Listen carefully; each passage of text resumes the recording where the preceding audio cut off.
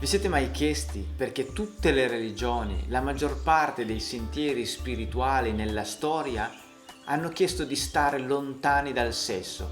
Tutti i monaci, le monache, tutti gli asceti ed eremiti hanno rinunciato al sesso. La domanda è: ma perché? Che cosa c'è di male nel sesso? Nessuno ha veramente dato una risposta a questa cosa, tranne un'unica tradizione, che è quella tantrica. Il tantra infatti spiega qual è la correlazione tra lo spirito e il sesso e non solo, accomuna questi due aspetti che sembrano così lontani tra loro. La maggior parte delle persone non riesce ad associare come la sessualità possa essere qualcosa di sacro, come la sessualità possa essere addirittura una via di liberazione spirituale. Allora perché tanto accanimento contro il sesso? Il segreto è questo. Nello yoga e soprattutto nell'Ayurveda, la medicina antica indiana, si spiega come ogni essere umano abbia una riserva di ojas. Questo termine, ojas, significa essenzialmente energia vitale. La buona notizia è che tutti quanti nasciamo con un serbatoio di ojas pieno. Ogni bambino quando nasce ha un serbatoio pieno che potrebbe bastare per l'intera vita, per vivere fino a 100 anni. Il problema è che questa energia, l'ojas, va diminuendo ogni giorno nella nostra vita e ci sono alcuni avvenimenti durante la vita che fanno consumare il livello di ojas inesorabilmente.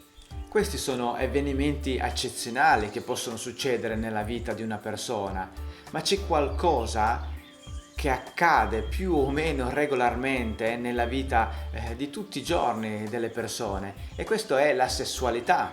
Negli uomini specificatamente è l'eiaculazione. Quindi il problema non è il sesso, ma è l'eiaculazione. Perché? Durante l'eiaculazione un uomo perde una quantità di questa ojas veramente grande. Il livello di ojas scende ogni volta che perdiamo lo sperma. Questo è il prezzo che un essere umano, un uomo, deve pagare per la riproduzione. Ovviamente questo succede anche nelle donne e succede ogni mese quando una donna mestrua.